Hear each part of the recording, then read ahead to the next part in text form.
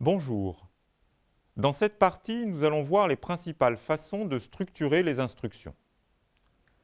Si vous connaissez déjà un langage informatique, et en particulier le langage Python, ce sera très facile. Sinon, nous verrons d'abord différents types de boucles. Comment manipuler les expressions logiques et mettre en place des tests. Comment regrouper du code en une fonction informatique. Il faudra bien comprendre la différence entre variable locale et variable globale. Enfin, vous terminerez par un petit épée sur la conjecture de Syracuse.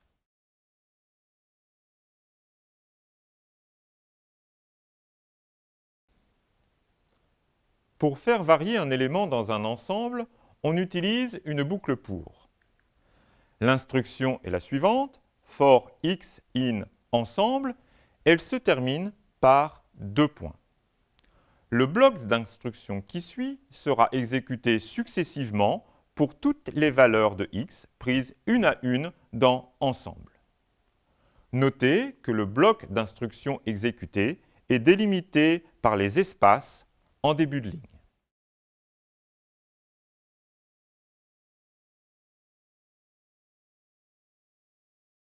Un exemple fréquent de boucle pour est for k in range n, qui fait varier k de 0 à n-1.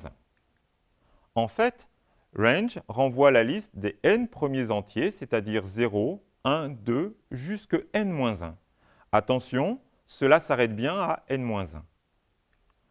Plus généralement, range de AB renvoie la liste des entiers de A à B-1, alors que range ABC renvoie la même liste mais en effectuant des sauts de longueur C. Par exemple, range de 0, 101, 5 renvoie la liste 0, 5, 10, 15 jusque 100. Une autre façon légèrement différente de définir les listes d'entiers est l'instruction crochet A, B crochet, qui renvoie la liste des entiers K entre A et B. Notez qu'ici, la valeur B figure bien dans la liste. La boucle pour permet plus généralement de parcourir n'importe quelle liste. Par exemple, cette instruction fait prendre à x les 4 valeurs de la liste.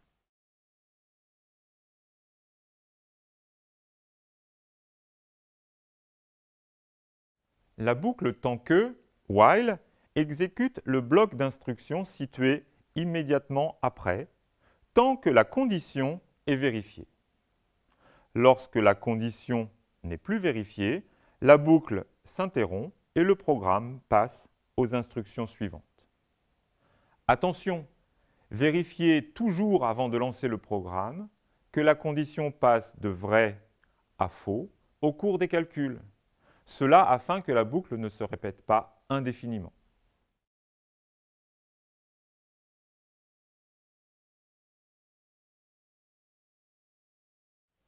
Voyons un exemple simple d'utilisation d'une boucle tant que. Comment calculer la racine carrée entière d'un entier n? On part d'un entier n et on cherche la partie entière de sa racine carrée en effectuant uniquement des calculs avec les entiers. On part de k égale 1. Voici l'entête de la boucle. La condition est ici k au carré inférieur ou égal à n, qui est bien sûr vrai pour k égale 1, ce qui va provoquer la première exécution du bloc qui suit. Tant que la condition est vérifiée, on incrémente k de 1. Une fois k augmenté, on reprend la boucle. La question est, la condition est-elle encore vraie? Si oui, on incrémente k, etc. Bien sûr, à un certain moment, k au carré sera strictement supérieur à n et la condition deviendra fausse. La boucle sera alors terminée. On passera aux instructions suivantes, ici l'affichage de k-1.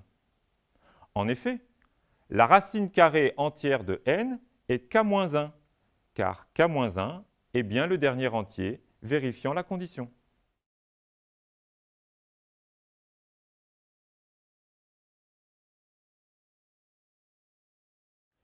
Passons au test. Si la condition est vérifiée, alors c'est le premier bloc d'instruction qui est exécuté. Sinon, la condition n'est pas vérifiée, c'est seulement le second bloc qui est exécuté.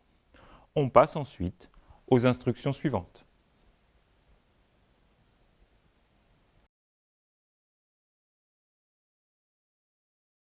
Nous venons d'étudier des structures de programmation utilisant des expressions logiques. Formalisons un peu cette notion. Une expression booléenne est une expression qui peut seulement prendre les valeurs vraies ou faux. Avec sage, un booléen vaut donc soit true, soit false. Les expressions booléennes s'obtiennent principalement comme suit. La première teste l'inégalité stricte A strictement inférieure à B. La seconde teste l'inégalité stricte A strictement supérieure à B. Voici les tests des inégalités larges. Pour savoir si deux quantités sont égales, on écrit A égale B. Ce test renvoie vrai si A et B sont égaux et faux sinon. Notez bien le double symbole égal. On peut à contrario tester la non-égalité, comme ceci ou comme cela. On peut également tester l'appartenance d'un élément à une structure, une liste par exemple, avec le mot in, déjà évoqué, pour la boucle pour.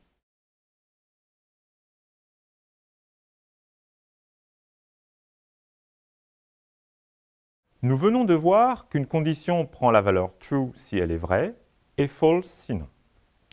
Par exemple, x égale 2 renvoie vrai si x vaut 2 et faux sinon.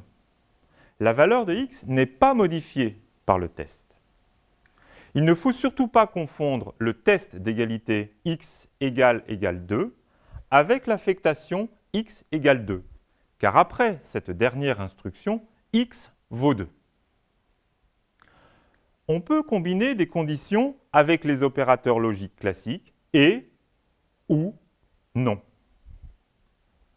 Voici un exemple. L'expression, ici, est vraie si et seulement si n est strictement positif et n'est pas un nombre premier.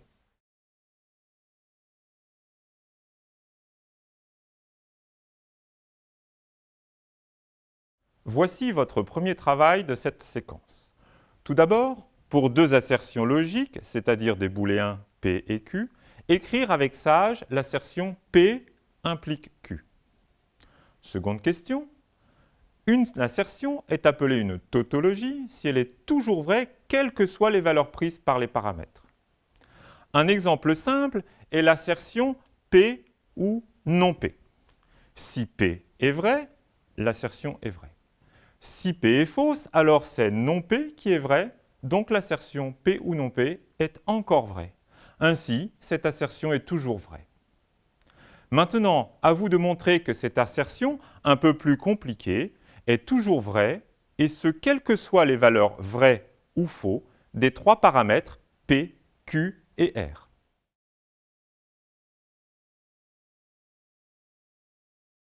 Voyons comment faire.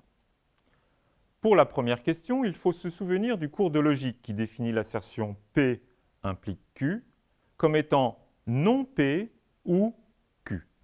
Il suffit donc d'écrire not P or Q. Pour savoir si la seconde assertion est toujours vraie, on teste toutes les combinaisons PQR possibles. Il y en a 8. Pour chaque triplet possible, on demande à l'ordinateur d'afficher le statut de cette expression booléenne. Dans notre cas, c'est à chaque fois vrai. Nous sommes donc en présence d'une tautologie.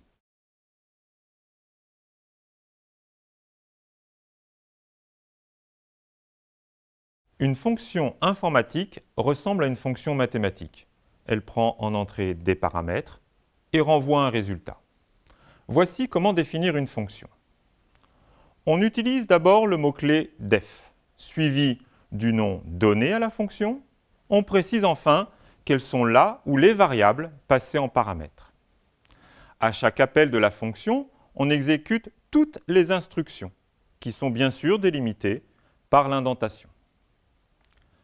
La fonction renvoie une ou plusieurs valeurs que l'on précise par le mot-clé return.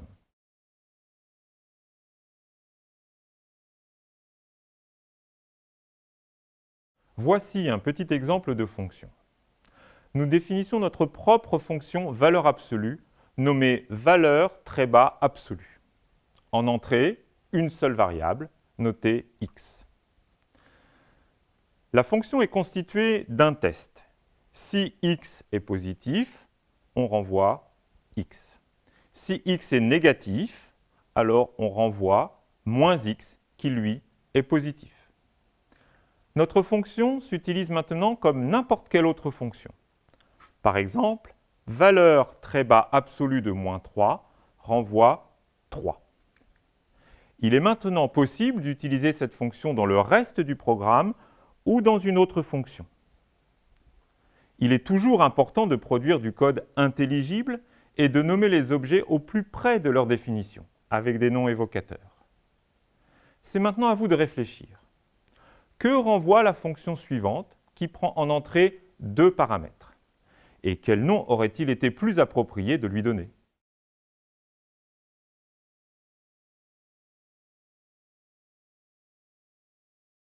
Avec l'introduction des fonctions, il faut dès maintenant être très prudent et faire la distinction entre variables locales et variables globales. Une variable locale, c'est une variable qui n'existe qu'à l'intérieur d'une fonction, alors qu'une variable globale existe et est accessible dans tout le corps du programme. Voici une petite énigme. Qu'affichent ces quelques lignes de code? Proposez une réponse avant de vérifier si l'ordinateur est d'accord avec vous. Il faut bien comprendre que tous les x de la fonction incrémente représentent une variable locale qui n'existe que dans cette fonction et disparaît en dehors. On aurait tout aussi bien pu remplacer les x de ces 3 lignes par une variable y, truc ou zut. Par contre, les x des lignes x égale 2, incrémente x et print x correspondent à une variable globale. Une variable globale existe partout, sauf dans les fonctions où une variable locale porte le même nom. En mathématiques, on parle plutôt de variable muette au lieu de variable locale. Par exemple, dans la somme de k égale 0 à n de k au carré, k est une variable muette. On aurait pu tout aussi bien la nommer i ou x. Par contre, il faut au préalable avoir défini n comme une variable globale, comme par exemple n égale 7 ou fixons un entier n.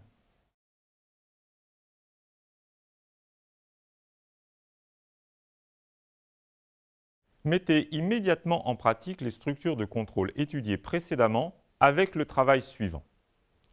La suite de Syracuse est définie par récurrence, par un terme initial qui est un entier U0, et par une relation de récurrence, UN plus 1 égale UN sur 2 si UN est pair, et vaut 3UN plus 1 si UN est impair. Vous devez écrire une fonction qui renvoie le terme UN en fonction de U0 et du rang n. Ensuite, vérifiez expérimentalement que la suite atteint toujours la valeur 1. Modifiez ensuite votre fonction pour maintenant renvoyer le premier rang n pour lequel UN vaut 1. Cette suite est très célèbre.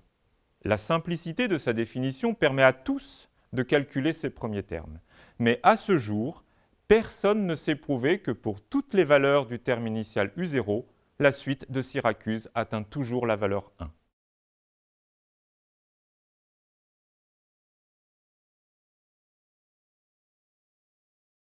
Voici le code pour calculer le nème terme de la suite. La fonction a 2 paramètres, le terme initial U0 et le rang du terme que l'on souhaite calculer. On part du terme initial. U joue le rôle du terme général UK, on l'initialise à U0. La boucle pour est répétée n fois. On teste si le terme actuel est pair. Nous expliquerons plus tard cette instruction. S'il est pair, alors le nouveau terme est la moitié de l'actuel. Sinon, c'est-à-dire s'il est impair, il vaut 3 fois l'actuel plus 1.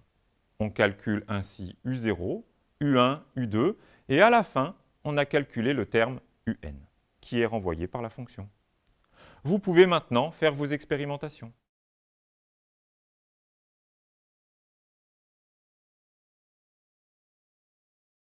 Revenons sur quelques points de la fonction précédente. Pour deux entiers a et n, alors a%n est le reste de la division euclidienne de a par n. Autrement dit, R est congru à A modulo n, avec R positif et strictement plus petit que n. Le quotient de la division euclidienne de A par n s'obtient par A double barre de division n. La division euclidienne de A par n s'écrit maintenant A égale nq plus R. Attention, il ne faut pas confondre la division de nombres réels, A simple barre de division B, et le quotient de la division euclidienne de deux entiers, A double barre de division B. Par exemple, 7 simple barre de division 2 est la fraction 7/2 dont la valeur numérique est 3,5, alors que 7 double barre de division 2 renvoie 3. Enfin, U%2 égale 0 teste la parité de U. En effet, U%2 renvoie le reste de la division euclidienne de U par 2. Donc, U%2 vaut 0 si U est pair et 1 si U est impair.